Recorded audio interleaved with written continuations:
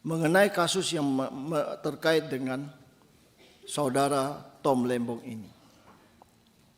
Tadi sudah disinggung oleh rekan kami dari Partai Gerindra bahwa jangan sampai masyarakat itu bertanya-tanya bahwa rejim ini membalas dendam. Yang pertama, Pak Jaksa Agung, saya ingin menyampaikan penetapan tersangka kasus dugaan korupsi impor gula mantan Menteri Perdagangan Thomas Trikasih Lembong. Menurut saya itu terlalu terkesan terburu-buru, Pak Jaksa Agung. Dalam antrian proses hukum, publik harus dijelaskan dengan detail konstruksi hukum kasus dugaan tindak pidana korupsi tersebut. Pak Jaksa Agung, jangan sampai kasus ini menggiring opini yang negatif kepada publik dan beranggapan bahwa pemerintahan Bapak Presiden Prabowo Subianto menggunakan hukum sebagai alat politik.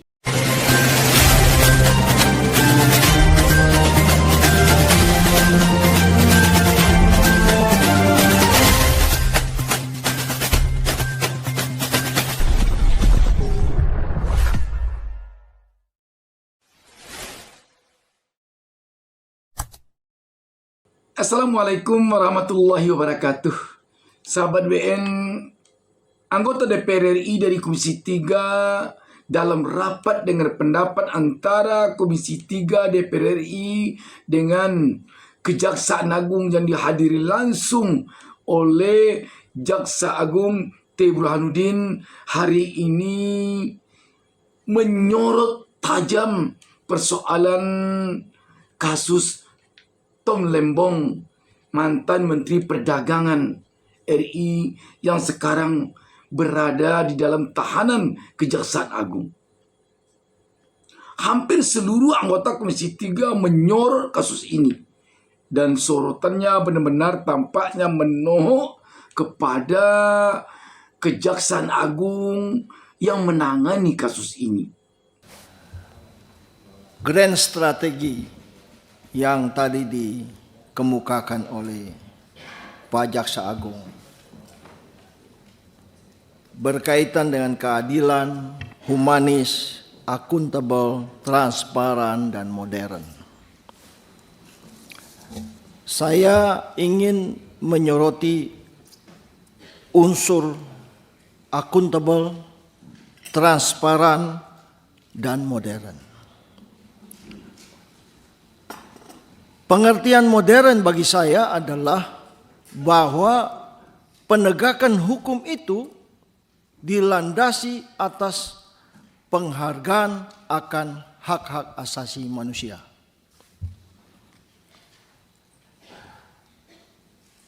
Profesor Dr. Philippus Hadjon dalam bukunya, dalam disertasinya yang berjudul Perlindungan Hukum bagi Rakyat Indonesia, mengatakan bahwa bagi rakyat Indonesia itu ada kewajiban untuk mendengar dan ada hak untuk didengar. Kami ini di parlemen, wakil-wakil rakyat, namanya parlemen, asal katanya parle, kami ini berbicara atas nama rakyat, berkaitan dengan unsur transparan dan akuntabel. Pimpinan yang saya hormati, saya hanya menyoroti dua peristiwa yang ada kaitannya. Kali ini izinkan saya berbicara lebih teknis, sehingga ini bisa masuk kepada persoalan yang sebenarnya menjadi akar masalah yang sering dan sekarang lagi gencar ditanyakan oleh warga masyarakat. Ini tidak lain dari kasus Tom Lembong, Bapak Jaksa Agung yang saya hormati. Kenapa demikian? Berkaitan dengan impor gula ini, Peraturan Menteri nomor 527 tahun 2004, peraturan kemudian diubah dengan Peraturan Menteri nomor 117 tahun 2015 membagi gula itu dalam dua bagian. Nah, ini saya mau menitik beratkan di sini, Pak Jaksa Agung. Gula kristal mentah dan gula kristal putih. Ini dulu. Ya. Kemudian di tahun 2015-2016, ya, saya mau mundur sedikit Pak Jaksa Agung, pimpinan. Di tahun 2004, mulai dari tahun 2004 sampai dengan detik ini, negara kita tuh selalu impor gula, tidak ada surplus gula. Data yang kami punya adalah bahwa negeri kita itu mulai impor gula sejak dari tahun 2004 sampai dengan detik ini. Baik itu gula kristal mentah dan gula kristal putih. Nah, di tahun 2015-2016 kita itu mengimpor 5 juta ton gula kristal mentah. Nah, kemudian Pak Tom Lembong ini memberikan persetujuan impor 105 ton. Itu kurang lebih tidak lebih dari 10%. Di depan sudah kami sebutkan bahwa Pak Jaksa Agung menitik beratkan kepada akuntabel dan transparan dalam rangka penegakan hukum. Masyarakat itu bertanya-tanya mengenai kasus yang terkait dengan saudara Tom Lembong ini. Tadi sudah disinggung oleh rekan kami dari Partai Gerindra bahwa jangan sampai masyarakat itu bertanya-tanya bahwa rejim ini membalas dendam. Kami dari Partai Golkar tidak ada kaitan dengan saudara Tom Lembong. Tapi kami mempunyai kepentingan, Partai Golkar mempunyai kepentingan agar pemerintahan Pak Prabowo dan Gibran ini dapat berjalan dengan aman, tertib, stabil, dan mengutamakan penegakan hukum yang berkeadilan, modern, seperti yang sudah Pak Jaksa Agung sampaikan. Tadi di depan saya sebutkan, Pak Jaksa Agung yang saya hormati, Peraturan Menteri baik 257 tahun 2004, Peraturan Menteri 117 tahun 2015 terkait dengan gula kristal mentah itu tidak perlu izin. Kecuali gula kristal putih itu harus yang boleh mengimpor adalah badan usaha milik negara. Nah, kami di sini ingin mendapatkan suatu pencerahan. Mungkin saja kami salah. Tetapi kalau ini benar, tentu harus ada perbaikannya. Kami terus terang melihat bahwa di dalam rangka untuk memenuhi kebutuhan kekurangan gula, data yang saya punya adalah impor 105 ton itu pada saat menjelang Lebaran. Pak, ini kan kita bicara bukan saja mengenai perdagangan. Kita bicara mengenai politik ekonomi yang jauh lebih luas, yang bisa saja menciptakan kestabilan, ketidakpercayaan masyarakat. Bahkan bisa saja kalau ini tidak transparan dan akuntabel, Pak Jaksa Agung yang saya muliakan, saya ini agak berpikir agak sedikit ya kurang, ya mungkin saya salah Pak Jaksa Agung. Tapi seandainya kalau para importer itu kemudian semua mogok, tidak lagi mengimpor gula, Saya rasa industri dalam negeri akan terganggu, industri makanan, industri di restoran, pelayanan hotel, semua terganggu. Penegakan hukum itu harus dilihat dalam wilayah yang jauh lebih luas. Nah, kami kemudian di dalam hal seperti ini, Pak Jaksa Agung, pimpinan yang kami hormati, yang kami sayangi, kami mengusulkan ini dalam rangka supaya membantu juga pihak kejaksaan. Kami minta untuk membentuk panja untuk mendalami kasus ini. Sebab rekan kami yang dari PKB ini kan sudah bilang, bukan saja impor gula, impor beras, impor daging, bawang putih, segala macam ini. Sekarang pertanyaan saya adalah begini, apakah kita ini mau menjadi negara hukum yang modern? Atau kita mulai kembali seperti ini? Ya kan?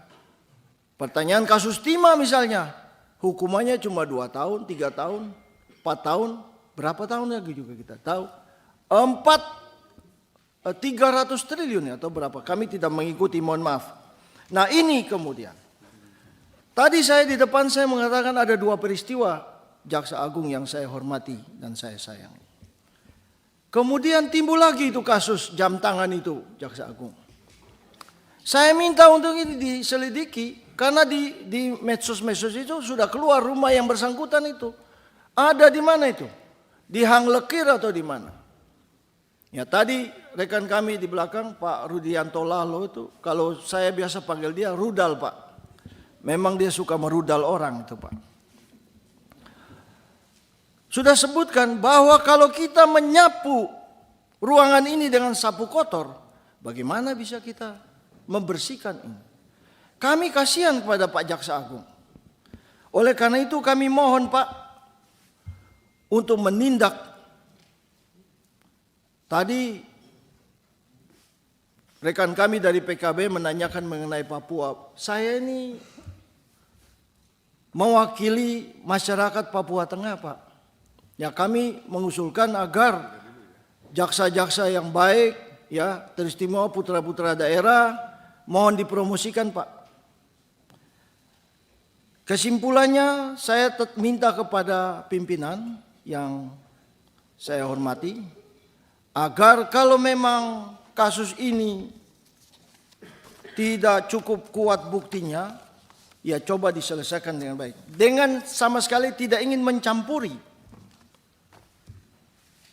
tugas pokok kejaksaan, tugas dan kewenangan kejaksaan. Agar kita semua dapat menjelaskan kepada masyarakat apa yang terjadi di belakang ini. Tersangka kasus impor gula sekaligus mantan Menteri Perdagangan Tom Lembong membagikan tulisan tangannya dari dalam tahanan. Tom berjanji selalu kooperatif dan berjuang mengungkap kebenaran. Tulisan tangan itu tertera dalam secari kertas. Foto itu lalu diunggah di akun Instagram milik Tom Lembong melalui kuasa hukumnya. Tom menuliskan surat dengan 2 bahasa, yaitu bahasa Indonesia dan bahasa Inggris.